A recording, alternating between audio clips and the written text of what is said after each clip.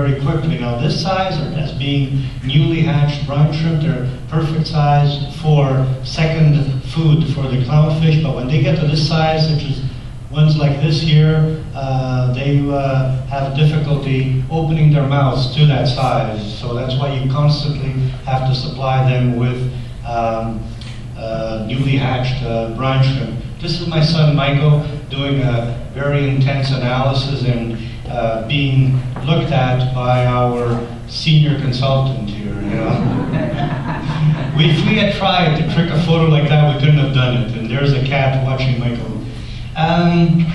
Okay, here is the question earlier was, how do you remove the larvae? Well, actually, we remove the eggs. That's the ideal way. And on the night of the hatch, I take out the tile, and if you notice this yellow coloration here, this is chicken meat with a big glove, because every time you remove, especially the larger anemone fish such as the Premnis or the maroon or the tomatoes, they do not like you removing their tile, so they bite your hand. So I use this big aqua glove and take out the tile. And here you can see the reflection of the eyes inside the different eggs. And they're moved to a standalone tank with an air stone, simply. And the morning after, as you can see, these are larval ocellaris that have hatched during the night. This makes it easy rather than having to fish them out at 2 o'clock in the morning. And here's some of the pictures of rotifers, and the body, the belly is full of rotifers, therefore they reflect the light very easily.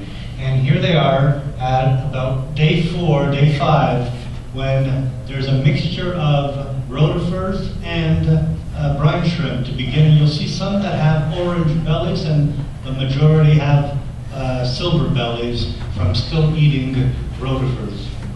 And by about day 7 or 8, the body becomes darker. You can still see the belly orange, and if you notice, they're really good hunters at this point. They're targeted every brine shrimp that's in front of them and completely ingest one after the other. This picture looks as if there's way too many brine shrimp, but what happened is we were trying to take some pictures and we had some very bright light, so all the brine shrimp rose up to the surface, and you can see them here. At day 9, it's just an amazing spectacle to see, even after all the years. Whenever this happens, it just amazes me when metamorphosis occurs and the orange coloration kicks in, and you can see right away the head bars, white head bars on these ocellaris. Here's another scene. And here's, again, an interesting picture. You have a brine shrimp and a rotifer right in front of this 9-day-old ocellaris. And here's a little video in one tank where you can see the color developing with that white head bar.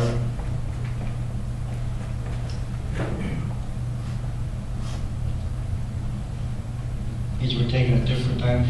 By day 12, they start to huddle together wherever they can. And these are bare tanks because, of course, it's easier for me to clean the tanks, so they don't have anywhere to hide. And in nature, they would be in because they're unsure of where they are. Of course, there's no anemone. And what the largest fish tries to do is always dive into the center, hoping that the ones on the outside will be eaten by the predator. So it's an interesting reaction that they have, and they swarm together so tightly. Here's another scene.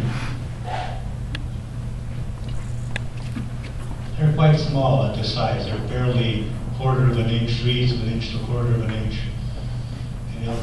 Until they settle down, and this is the reaction that they'll have, and they'll also have that reaction every time someone comes close to the tank and sort of they feel insecure, and they'll find comfort in just schooling together so tightly.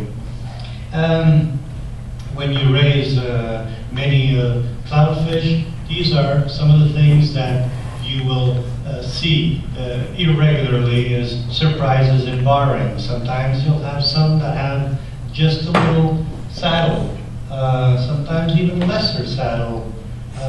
Sometimes you'll get, incomplete bars, such as this. Again, some other examples.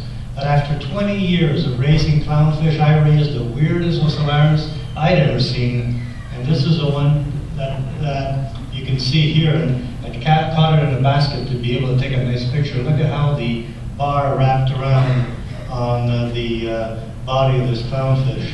But, I thought I'd seen it all.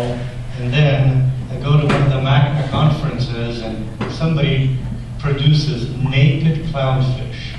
I don't know.